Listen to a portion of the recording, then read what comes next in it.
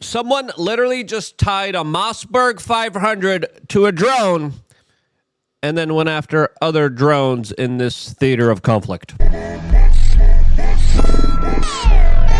Yep, absolutely terrifying as the situation in Ukraine just escalated very severely as we just got the news that the Ukrainians have bombed a Russian airfield where they have their nuclear bombers in their, quote, largest drone attack ever.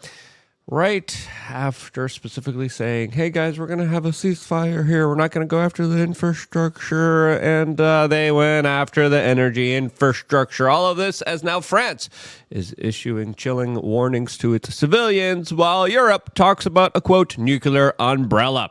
What in the world is going on here? Again, just the total breakdown of communications, diplomacy, as it looks like this is a big event.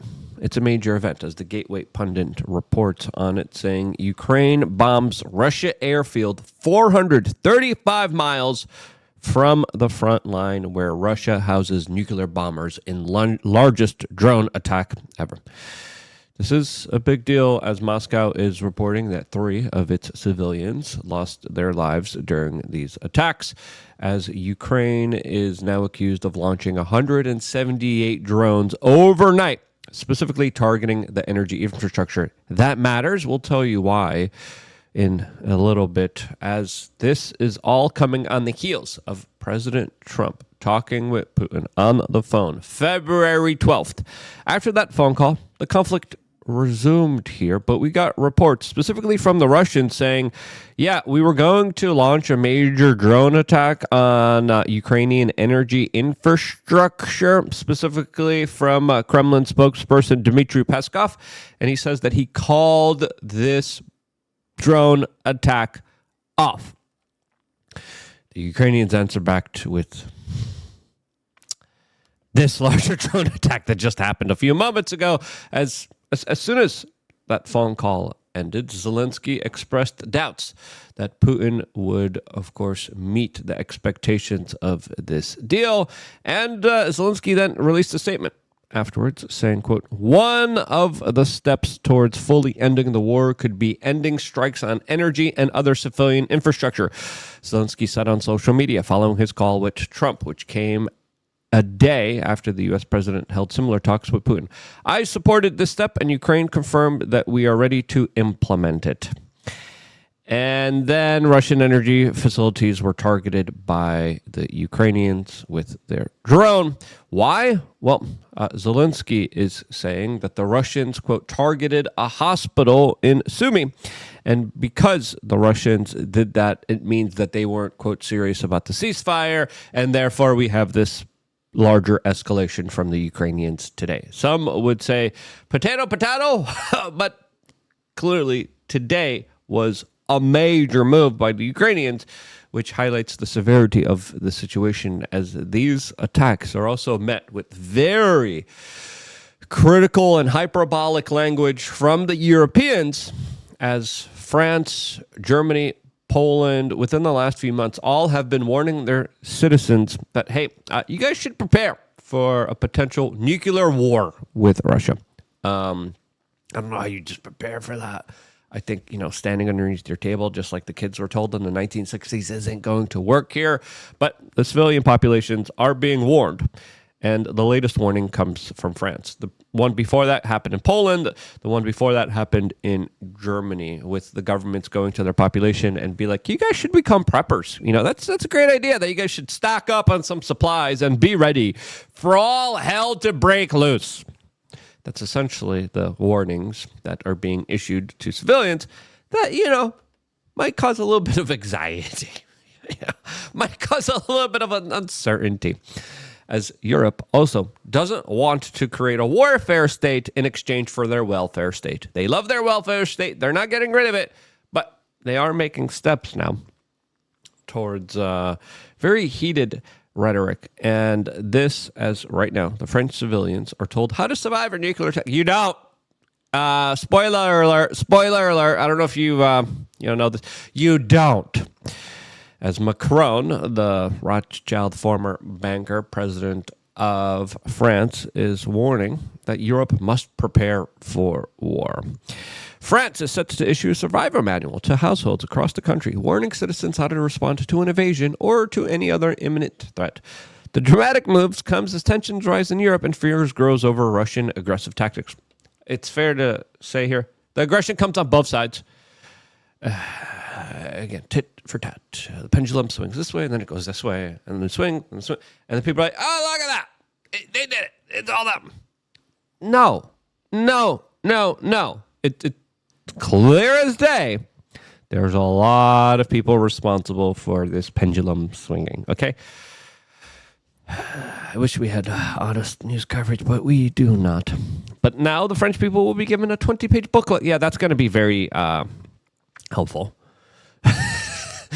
The reporting, packed with 63 measures, will advise the French on how to protect themselves and their families in the event of armed conflict, natural disaster, industrial accidents, or even a nuclear attack. Yeah, that's going to be great.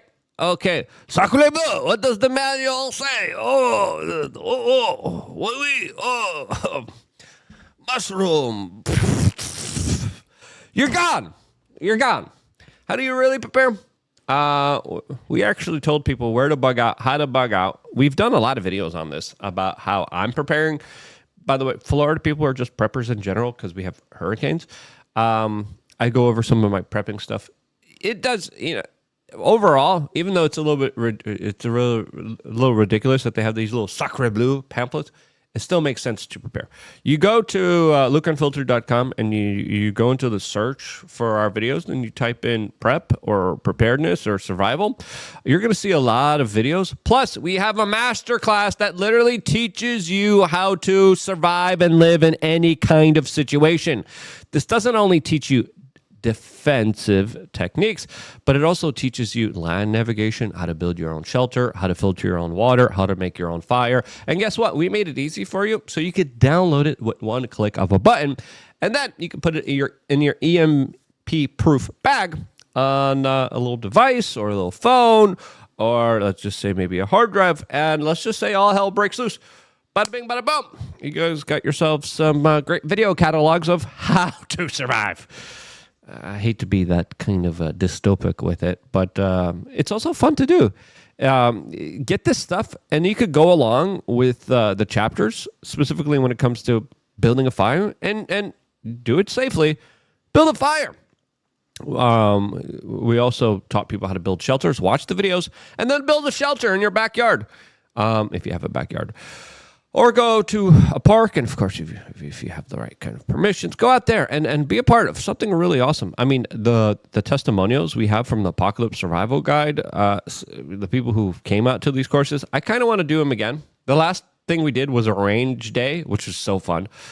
And you could see the range day. You could see the high action packed video that I just released for members of LukeUnfiltered.com. So forget that sacre bleu stupid French manual that tells you to kiss your buttocks goodbye. Go to LukeUnfiltered.com. 20 cents a day to sign up. When you sign up, you get 3 masterclasses. The Apocalypse Survival Apocalypse is just one of them. And you really get a lot of great information. So if you haven't signed up yet, what are you doing? It's 20 cents a day. Just make sure to check your spam. Make sure that you are actually getting your email. As soon as you sign up, you get an email with your login. Google, for some reason, always kind of puts it in spam. They cost me, I think, there's a reason I'm not doing it. They cost me so much money. But LukeUnfiltered.com, go there right now. Download the course and be ready for any kind of bigger action that could affect all of us. Because as we told you guys, if these peace talks fail, and it looks like they're on the roadmap of failing, we're dealing with an extremely delicate situation. The deal was, okay, we're going to implement the ceasefire. First, no energy infrastructure. Then in the Black Sea. Then in the air. Then in the land. Okay, all of this is step by step kind of process here. It's a slow step. And we told you there's going to be people that are going to try to sabotage this. Some people are saying the Russians sabotaged this by bombing that hospital. Other people are saying, well, that's just a report. There was a mistake. It was an accident. It wasn't again, the war of words and disinformation is vast right now. Launching the biggest ever drone strike against Russian infrastructure, the key kind of aspect of this particular deal, that right there to me is a big escalation. And I think the French, the Germans, the Polish are preparing for something big here because they see no other way out of this other than, let's just blow up the world many times over.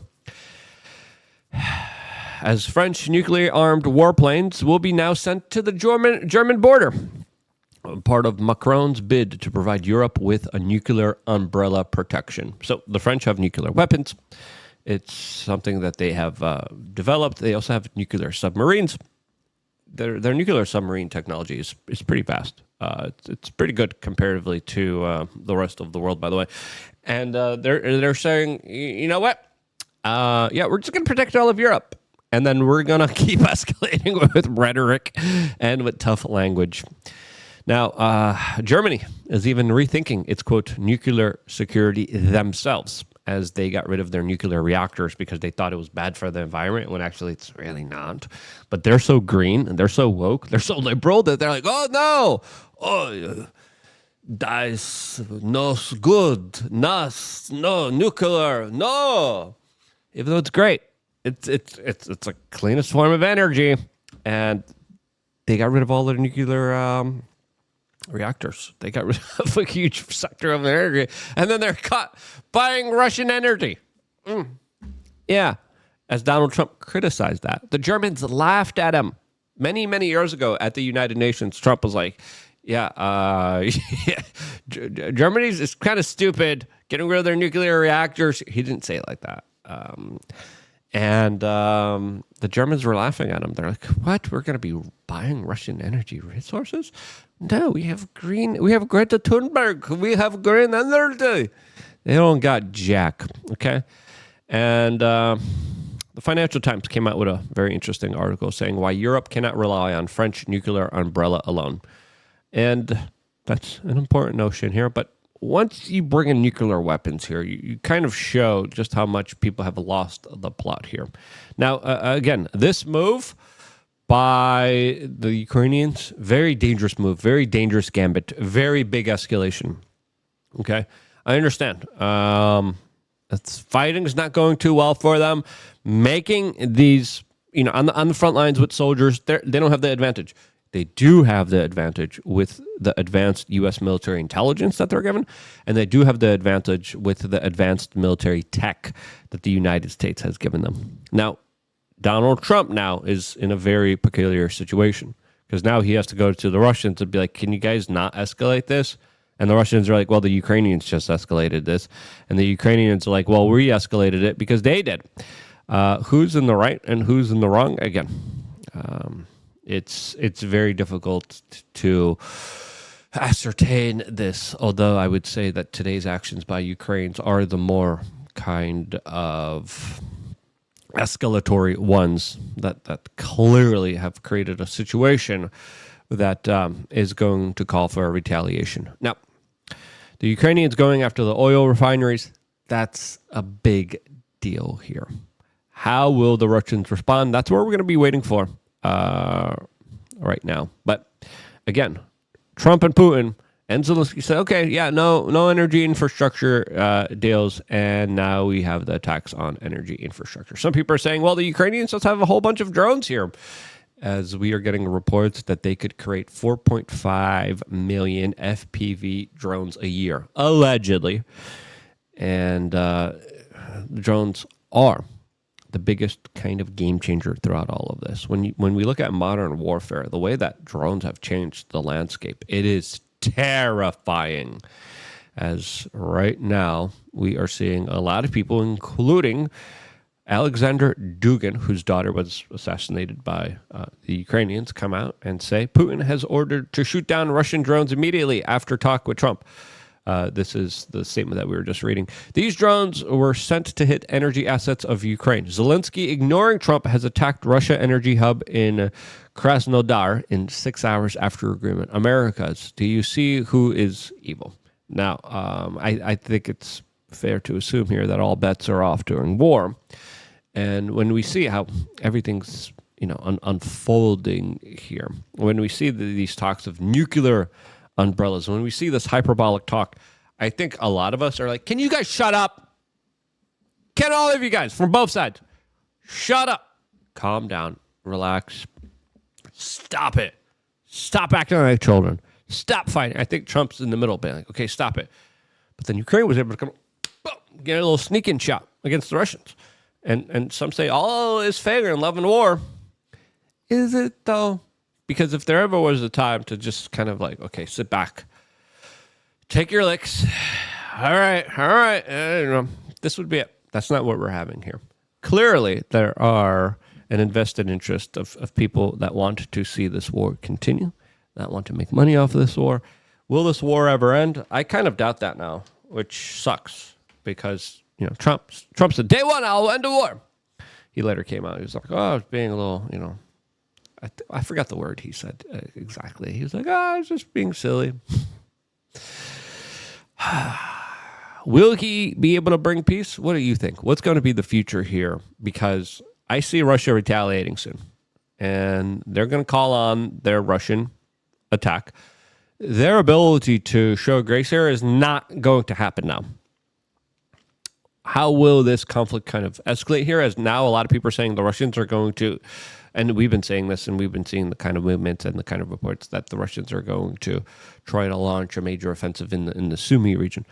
How is all of this going to now kind of unfold here? That Sumy region that we were talking about is where the Ukrainians have been launching the majority of their drones into Moscow. How will this conflict now unfold? Will there be peace here? What do you think? Press number 1 if you think there will. Press number 2 if you think the peace is just over. There's no chance here. I love you guys. Stay tuned for more here on youtube.com/wearechange. Pray for peace.